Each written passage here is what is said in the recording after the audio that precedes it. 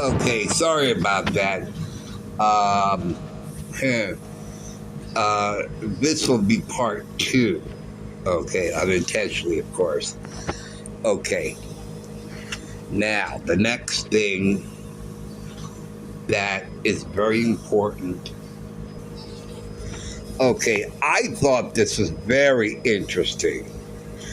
This is about the Supreme Court. Okay.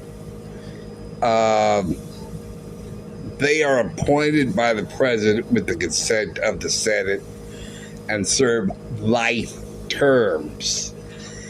Federal judges are given their jobs for life because it is felt that a judge who is secure in his job will be, get this, harder to bribe or corrupt in any way than one who is elected to a short term of office. So, when the Supreme Court makes a ruling that the babies, the children of the Democrat Party, do not like and throw temper tantrums, they accuse the Supreme Court for being corrupt. And this, this says that the Democrat children who are in adult bodies are ignorant of the understanding of what is in the Constitution. Because now, and we have a president who is corrupt, and his everything under his thumb is corrupt, which is every, it's. But what really got me was that the federal judges, the Supreme Court, are for life. Because federal judges are given their jobs for life. Because it is felt that a judge who is secure in his job will be harder to bribe or corrupt in any way than one who is elected to a short term of office. Now, that was like, whoa. That really debunks the Democrat children in their claim that when the Supreme Court makes a ruling that they don't like and they cry, oh, they're corrupt, the Supreme Court is corrupt, they really show their ignorance as children. Children do not know a lot of things, and that's why we need adults in the room. And there are no adults. You see, the adults, who basically are the Republicans,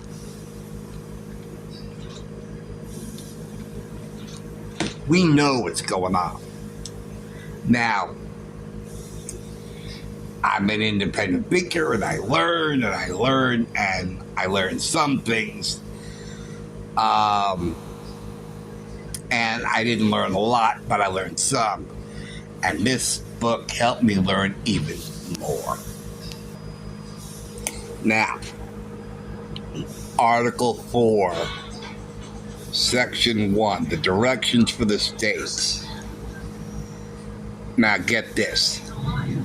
Every state in the United States is required to recognize, which is respect, and give full credit to the laws, records, and court decisions of every other state. Now, why is this important to today? because Texas made a ruling that they can arrest trespassers into Texas. That was their ruling. And then Louisiana decided to disrespect that law and fight it and try to block it. No, you're not going to do that. So, and the Louisiana, whoever he was a Democrat, was a child who didn't know this law, that exists. Okay, so I bet a state must acknowledge, respect any laws from another state. Now, that I think is intended for criminals, okay, from one state to the other. But I think, in my mind, it works with it. I think it applies with this ruling from Louisiana about Texas, and Louisiana is Texas's direct neighbor, so disrespecting the law of Texas. So anyway, that's that. Okay, Article 6, ranking our laws. The United States Constitution and United States laws and treaties are the supreme laws of the land. Any state constitution or any state law that conflicts with or differs from the United States Constitution or United States laws or treaties cannot be enforced. State judges must uphold this in the state courts.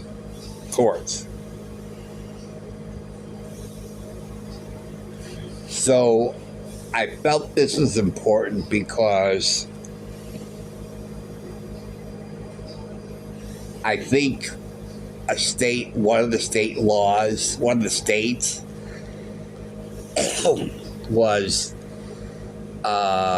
trying to make a ruling that goes against the United States Constitution.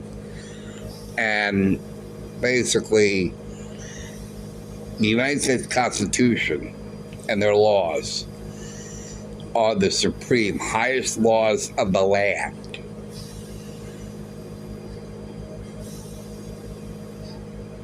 So any laws that conflicts with that cannot be enforced. And I think there were a couple of cities that tried to create a law that was against the laws of the United States. So it cannot be enforced. I can't remember what it was, but I thought that was important to note, that if it's unconstitutional, then it cannot be enforced. And I don't know what state or city tried to make a ruling. I don't remember of what state or law that goes against the United States, but just know that it cannot be enforced. So, okay, I thought this was important. And it talks about peaceful protest. Okay. Congress may not take away the right of a peaceful assembly. Okay. Riots or mobs may be broken up since they are not peaceful. Okay, that I thought was very important after what happened in 2020. Okay, because they're trying to get away with it by saying, well, it's mostly peaceful. Yeah, like somebody's mostly pregnant or slightly pregnant or whatever. No, it's either peaceful or it's not. But they try to, well, it's mostly peaceful. No, it's not. That's the only way that they can get away with saying that they can legally do what they did. Okay. But Congress may not take away the right of peaceful assembly. Riots or mobs may be broken up since they are not peaceful. Okay. So, what happened during 2020 and any mob or riot can be broken up or must be broken up since it is not peaceful. So when the Democrat children try to get away with their riots and their mobs by calling it mostly peaceful,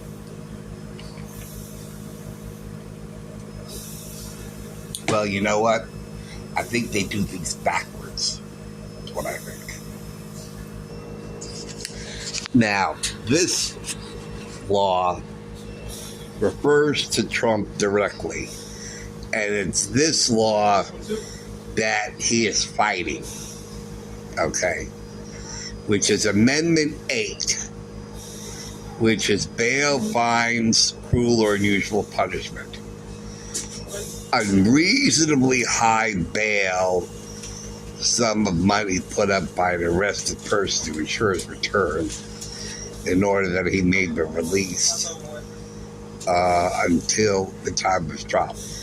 So unreasonably high bail must not be required, nor unreasonably high fines be imposed. Okay.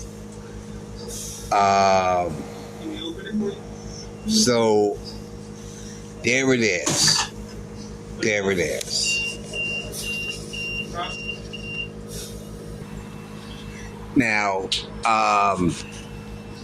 the 14th Amendment, okay, Section 3 is what they're trying to get Trump on in relation to January 6th.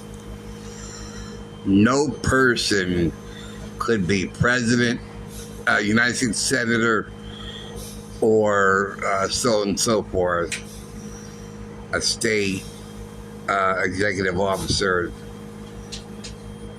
and then have fought against the United States to give and help to the Confederacy from the Union during the Civil War. Now, that's what they're going with as far as January 6th is concerned. And they say, well, but what is extremely telling as to why this never would work out, okay? And if these Democrat children were educated, they would know the following. Congress was given the power to do away with this section by 2/3 vote, and did so in 1898. Now, it's on the next page, but you'll see it's talking about the same thing. Oops. page 109, right?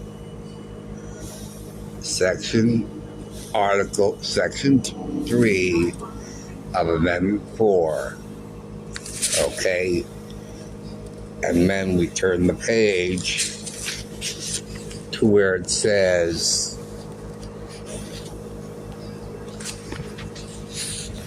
Congress was given the power to do away with this section by 2/3 vote and did so in 1898. So, if these Democrat children knew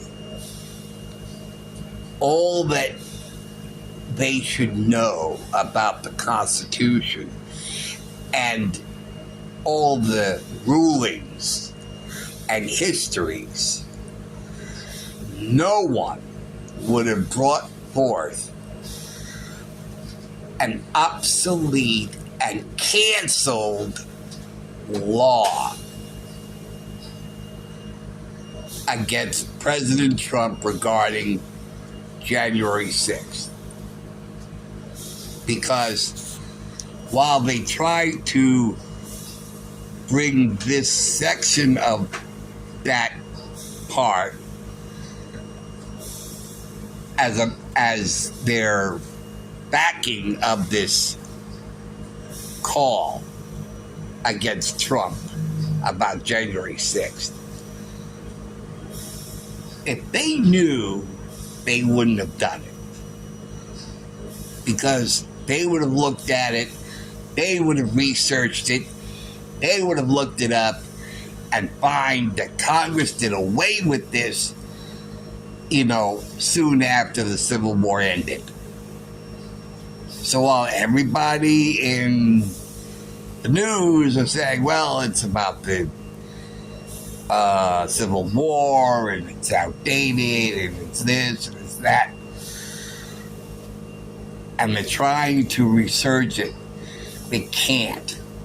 They can't research it because it died back then. They did away with it. Congress did away with it. And that's a piece of information that I think they don't teach in school, and they should. But being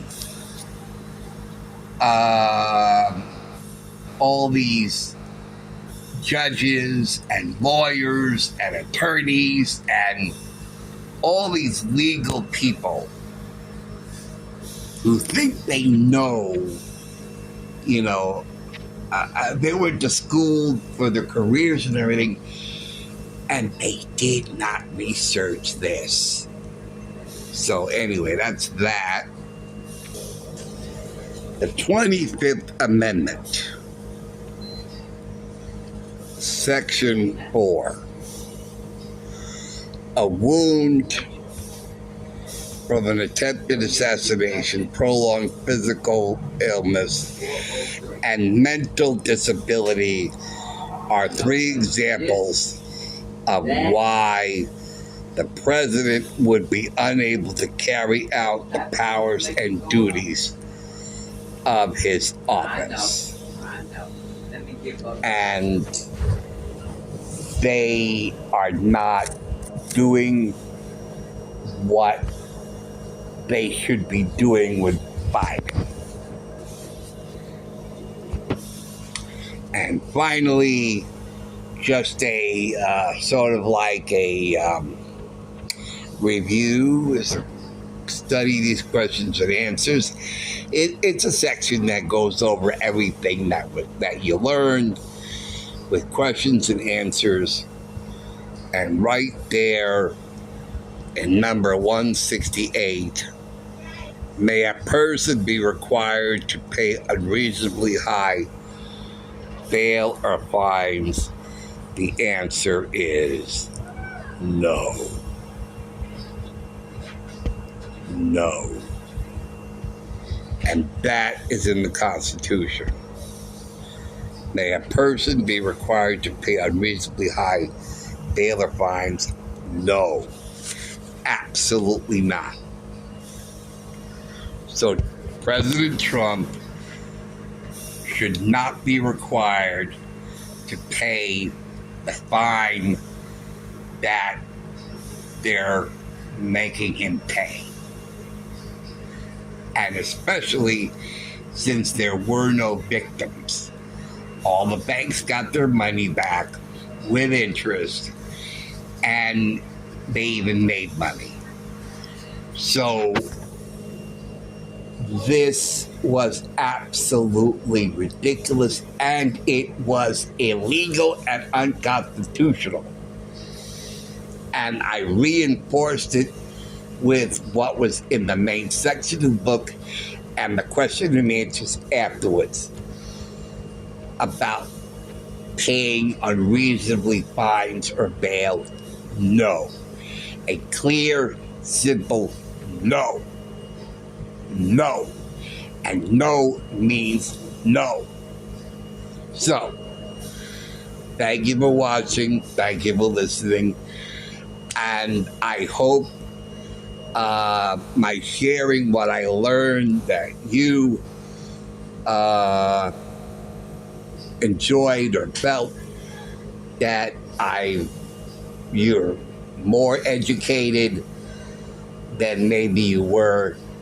So I'm pleased to share that with you. So thank you for watching. Thank you for listening, and I'll see you later. Take care, guys. See you soon.